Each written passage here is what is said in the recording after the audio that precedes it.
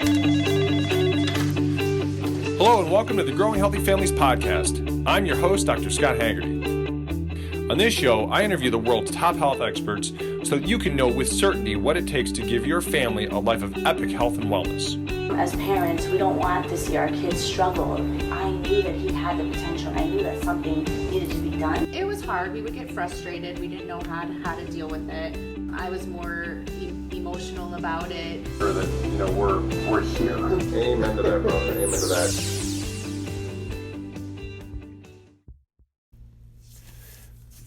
Hello, moms and dads, and welcome back to the Growing Healthy Families podcast. I'm your host, Dr. Scott Haggerty, and I'm so excited for you guys to hear this awesome interview today. So, moms and dads, I am privileged to be here with an amazing mom. Her name is Pam. Hi, Pam. Hi. And she is here, and she's going to talk all about her daughter's journey from some significant struggles to seeing some really big improvements in quality of life. So, Pam, thank you so much for being here with us today. Thank you. So, first, obviously, we've known each other for some time now, and I know a lot about your journey, but I'd like the moms and dads to hear a little bit more about, let's kind of start at the very beginning. Before we met, what were the challenges that you and your daughter were dealing with? There were several. Bailey would do, basically she wanted to be an animal all the time. So she was either a cat when she was angry, and she would hiss at people if you came near her or disrupted her. And she was a horse or a unicorn if she was on a happy day or things were going well. There were lots of stomach aches. There was the impulse control was not there. There was no stopping her. Whatever she seen, squirrel, there was no stopping. And her anger would go from happy to anger in nothing. And it was a switch, and you never knew what was going to trigger it. So you always had to have a plan A, a plan B, and a plan 1, 2, 3 after the plan B to make sure you could handle things and get her out of situations or have other toys that she could play with and things like that. Oh my goodness. So how would that impacted home life and school life? Very stressful. Mm-hmm. Kindergarten should have been a very happy time, a very joyful, exciting, and it was horrible. She cried every day, didn't want to go, and she was in ISS or at the principal's office weekly because they didn't know how to deal. Mm-hmm. Home life was very stressful. Grocery shopping especially was a challenge. Yeah. I was exhausted after leaving the store because there was so much going on that she couldn't handle all of it, and so she would just run, and it was constantly holding her and trying to get the food, and even with toys there was still the anger, so it would catapult from any of that. Mm-hmm. So how frequently were you dealing with the anger and the outbursts at that point in time? Daily. Yeah. Oh yeah, daily. It was anything. Like I said, there were some good days, but you could go from happy to just losing it. There were times where we would just sit in the bathroom with the door closed, and I wouldn't let us out, and she would cry and bang her head for 45 minutes and not stop, no matter how much you couldn't touch her because that made it worse. So you had to wait till she finally calmed herself down and that wore off, and then you could say, hey, can I hug you? Can I hold you? And then it was either okay or no. But that's another thing. Most children, when they hurt themselves, when they fall, they want somebody to run towards them and hug them and hold them. You did not do that with her. If she got hurt, are you okay? Do you want me to hold you? You ask for the permission, because if you touched her, that would set her off even worse, and it was crazy. It was fireworks all the time. I can't imagine how hard it would have been, that being the day-to-day situation, having to I mean, essentially it sounded like you had to walk on eggshells a lot. Yes. And so what did that do for your stress? My stress level was through the roof. There was a lot of crying, a lot of anger, a lot of why, how, and then a lot of research. So at school, what had been, let's kind of talk a little bit about school and kind of homework finding. So in researching what was going on, what had you done? What did you found out? And what were you looking into before we met one another? So my research, I had found that vitamin B was a very good thing for her, and movement.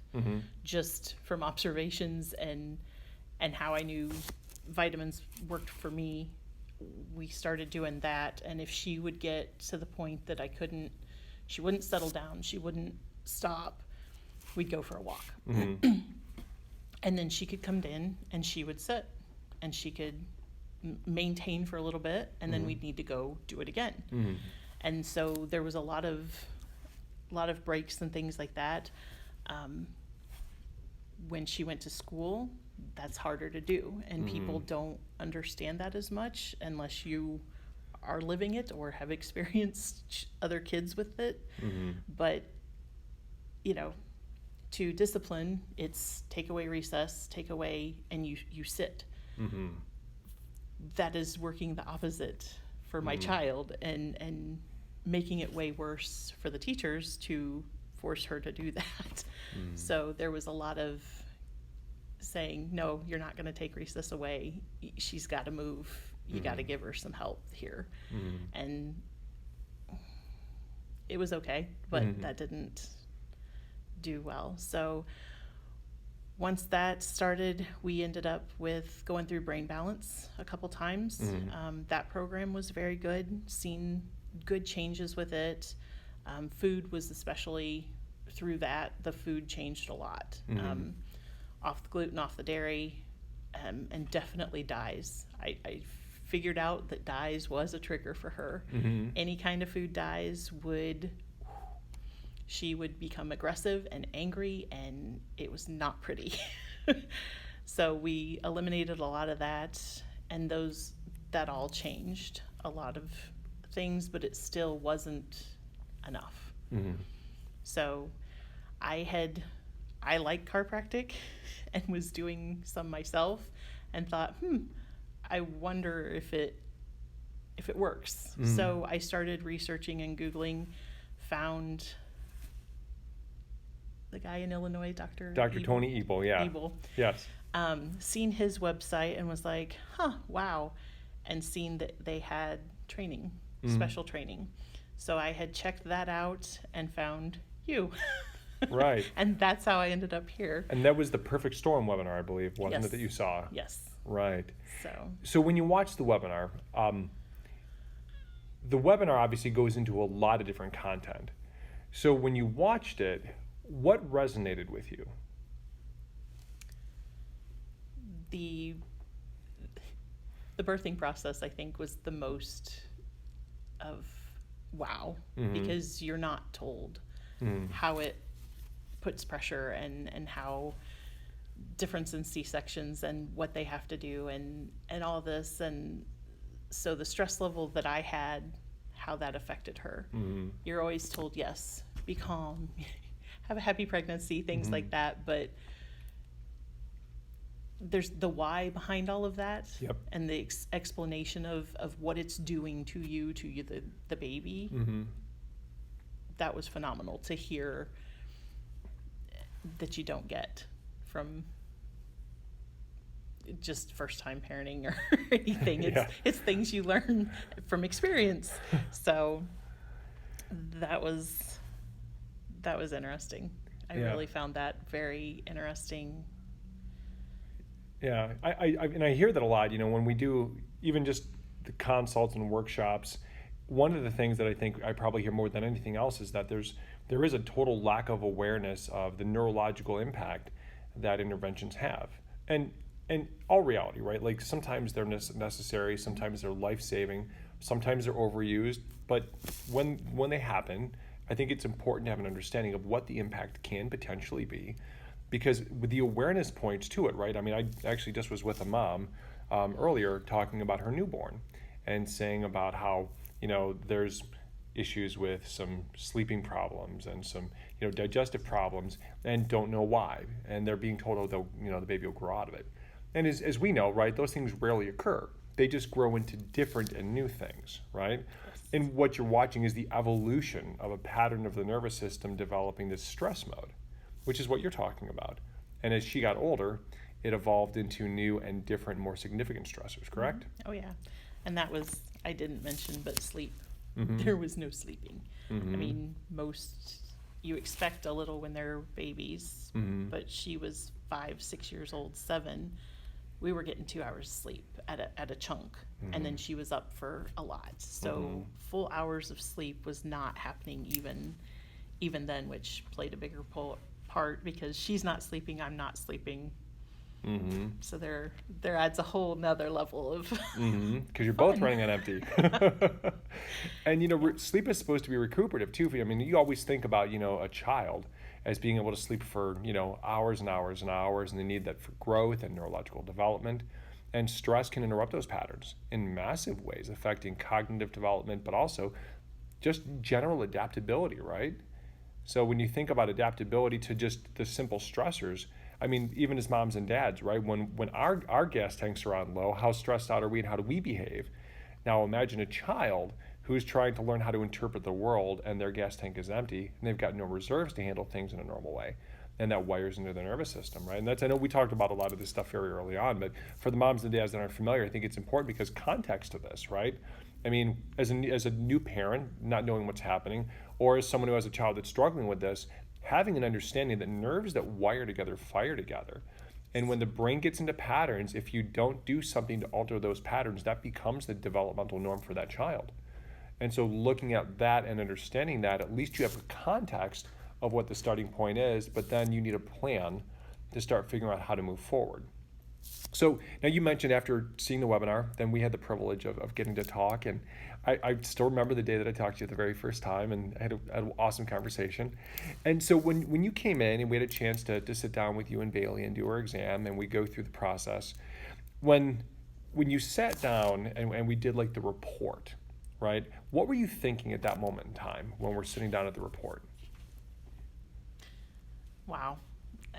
I guess you always have a little bit of guilt because after you go through all of the talking and of what the process is and how things changed, and now you're years into this and you didn't know, you're like, oh, I failed my child. You kind of go through that, but then it's exciting on the other flip side as far as seeing the lines. I remember the one with the wavy lines of they should be kind of more straight, and then hers were just I mean, the Surface EMG. It was just crazy. Yeah. I'm like, whoa. And then to see that change later on, but sitting down was hope. Mm-hmm. And is it really going to be this good? Because I know what it does for me, and I know how good I feel. But on this level, when we're this far in, how does that affect? And how fast will it change? Mm-hmm. Will things happen? You know? Sure. So you're, I guess, questioning, excited, a little bit of guilt in there. You got everything going on all at once. Yeah. But it's good. It's been very good. Good journey. Well, so, talking about the guilt, and this is something I think is important to speak to because, I've sat with many moms who've expressed the exact same thing as you. And I think it's important from a perspective of awareness, right? Mm-hmm. I'm a big believer that you never can feel bad for something that you didn't know. Right, and one of the reasons I love you and what you've done and the moms who do the things that you do is that you never give up hope, and you keep working to give your child a better life, because you can't change what you don't know, but you're always looking to give your child a better quality of life. And to me, that says more than anything about the kind of mom that you are, and the kind of things that you're willing to do to help your daughter, because you also drive a pretty good distance to get here as well. So it's not like we're right next door to you, you know. So let's step a little bit further forward, because obviously, you know, knowing that you came to the conclusion that you wanted to come out here and find out some information, but you also made the decision that you wanted to try care. So once you started care, let's start future pacing. So what did you start to see, right? Because I know we talked about what the process was going to look like, but as you got into care, talk about what that looked like in the beginning. So I got to jump back one step, Go ahead. because going through brain balance, I was very aware and had been told, you know, in order to progress, you're going to go back. Yep. And so you had said that, and that's a very important, very, very, very important thing to remember, especially if you've never went through that. But we had done that with brain balance, so I was expecting that. But the first time she got adjusted, that week we had no stomach aches. And from here on out, we seldom have any stomach problems, any issues with bathroom issues. That was like, wow. And you don't even realize that this is what you deal with daily until it stops, or a few weeks out and you're like, oh, that hasn't happened. But that was the first week, the first treatment, you know, all that stopped. And it was like, wow, okay. Awesome. This is where we're supposed to be. This is the right thing. So that was very first. And then as we went in and was mid, she would pick up books and start to look at them. That was another thing. Writing, coloring, cutting, reading, that never happened, because that took too much effort, and it took too much skill level to hold and think and concentrate and try to make everything line up for her, and it would just make her mad. So she never did it. And so when she picked up a book and started reading it, you know, that was the moment you're like, oh, you know, hallelujah, the choir is going off and all this. But she had that, and then on through towards, that was about mid, so a little later, the impulse stopped. I could trust her and say, okay, stay, don't cross, you know, look both ways, and she would. And you could trust her to. I remembered the day we went shopping, and I was like, hold the cart right here, I need to step back and look at the ingredients on this. And she never moved, and I'm like, whoa. I did not leave the grocery store exhausted. That's great. We had energy to do other things, and she went from being so angry to happy. There was a lot more happy, other than frustration. When the frustration did come, and it still does, but there's not the meltdown. It's, we get angry, we get upset, and okay, we're done, and it's gone. It's not the 45-minute screaming. So there's none of that almost at this point. That's awesome. I mean, there's the everybody gets frustrated. Sure. So, but it's the general normal of this is not working for me. We talk it out a little bit, and okay, we go on, and she's back. She bounces back to the happy more. We still pretend every now and then to be an animal, but that's not the normal.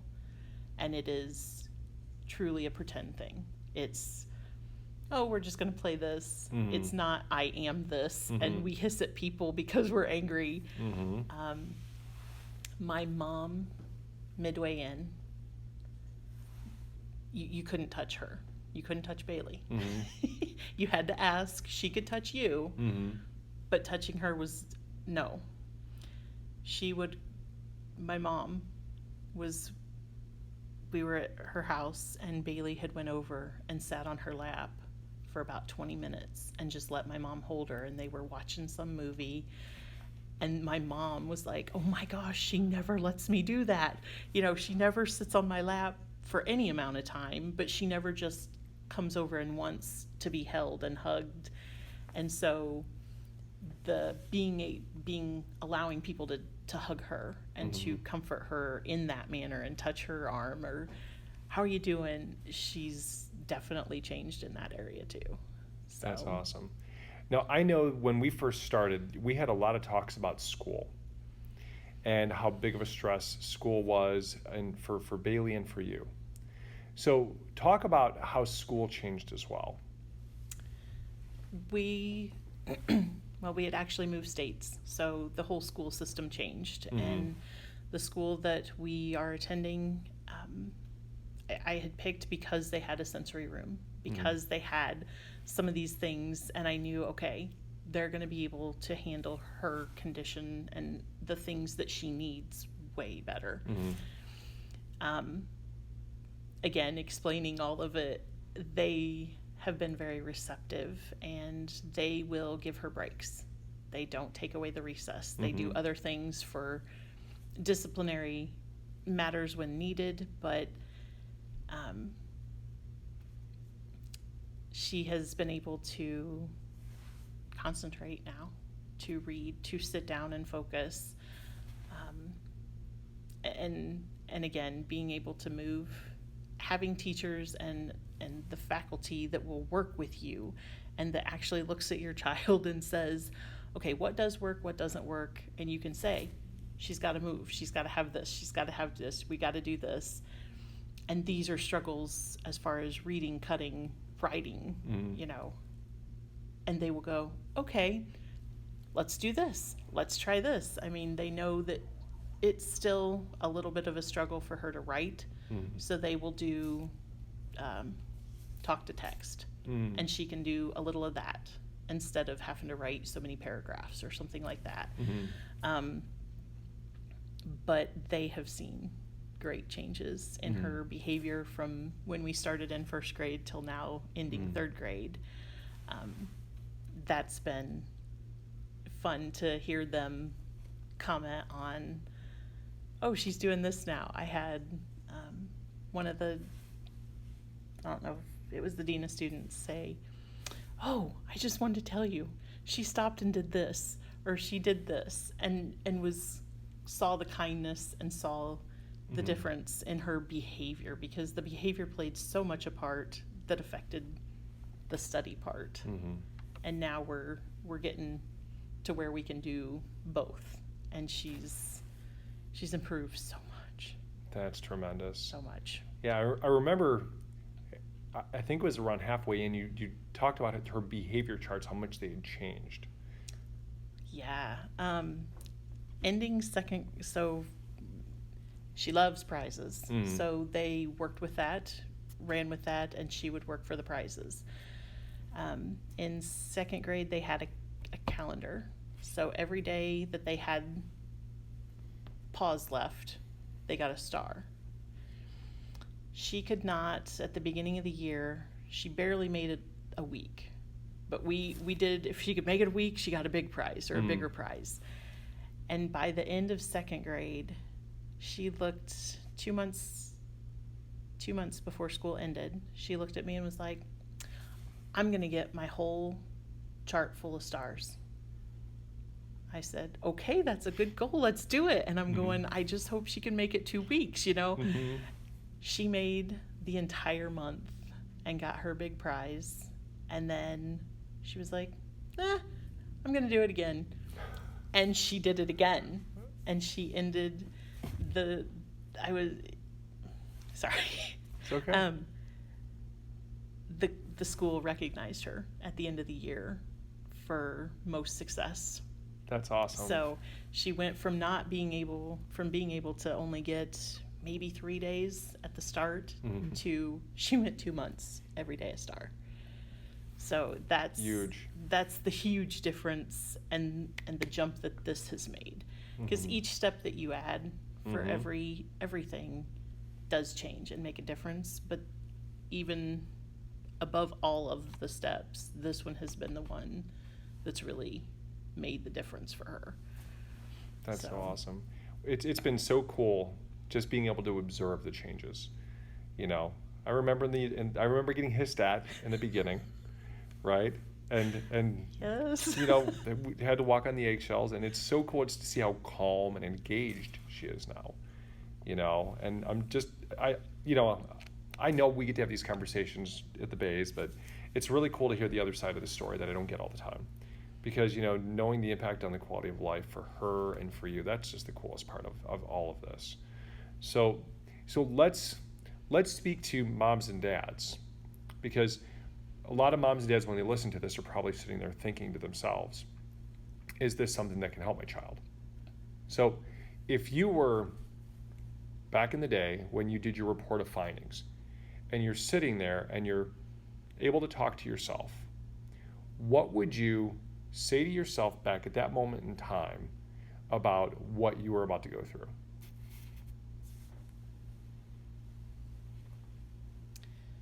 Do it as soon as possible. the What would I have wanted to know? Yeah. I guess. Okay. So I would have wanted to know what the adjustments were like, because my experience with chiropractic was the hands-on, Mm-hmm. they push and kind of jolt you a little bit. Mm-hmm. And the difference between the pediatric chiropractor, Mm-hmm. that there is a difference, not just with hitting the things, but specializing in the ADHD and the autism and things like that can trigger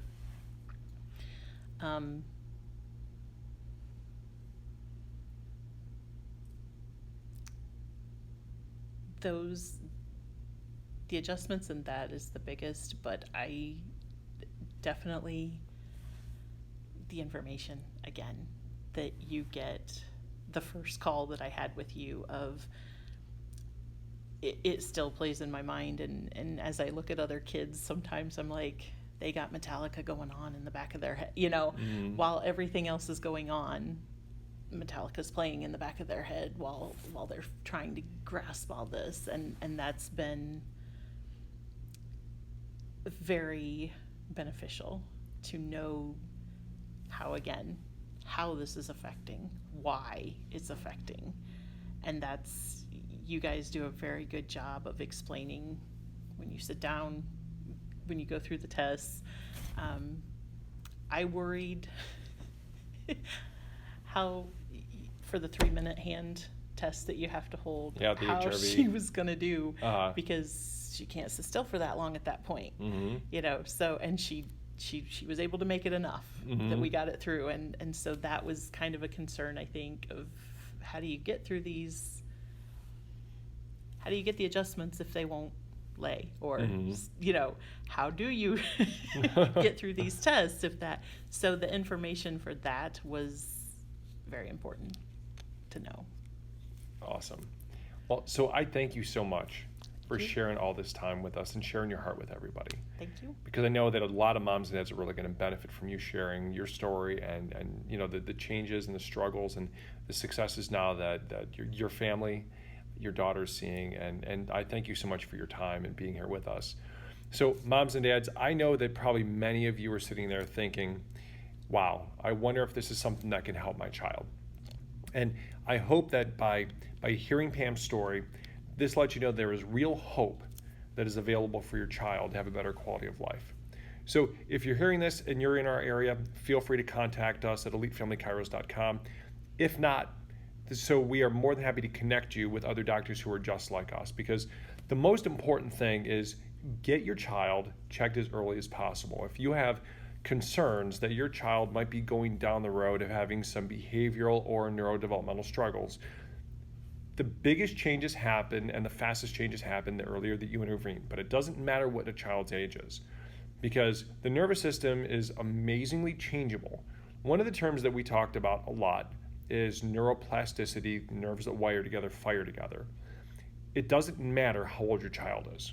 We have kids that we see here with severe autism. We have kids that we see with severe ADHD, severe sensory issues. It doesn't matter what it is. The brain is changeable regardless of what the child might struggle with. The biggest thing is that as early and as soon as possible, get your child evaluated, get them on the road so that their brain can begin the process of change. And just know that it is a process, because the brain takes time to rewire and refire and develop what you could consider a new operating system, right? When the brain is lived and developed in stress mode, then you have to literally calm the brain so it has the ability to perceive the world around them differently and then begin to have different expression of behaviors. Would you agree with saying that? Oh yeah. And so Definitely. as part of the process of time, right, the brain needs that combination of frequency and time to learn a new normal.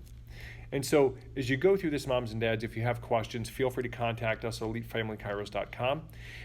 If this is something that was beneficial to you, and you also know loved ones that would benefit from this, make sure that you share this with them, because the whole point of doing all of these interviews and these podcasts is to make sure that we're creating resources for moms and dads that are looking to help their children and their families, regardless of whatever the struggles might be, so that you can get the information that you need. Because if you need it, there's a good likelihood that someone that you love also needs to go and hear stories of hope. So do us a favor, moms and dads, if this was valuable to you, make sure that if you haven't subscribed to the podcast, subscribe. If you get in there and you subscribe, also make sure that you rate and review us. We love those ratings and reviews because two things. Number one, they help us to spread the message of hope. The goal of the podcast is to reach and help as many moms and dads and families as we can. We want to be able to get out there and spread the message of health, because teaching about real health is the most critical thing that we can do, and that is our mission, our goal, and our purpose in everything that we're doing here. Make sure that you share this information with loved ones so that they can also hear these stories and then get themselves and their children the help that they need so that they can have a better quality of life as well.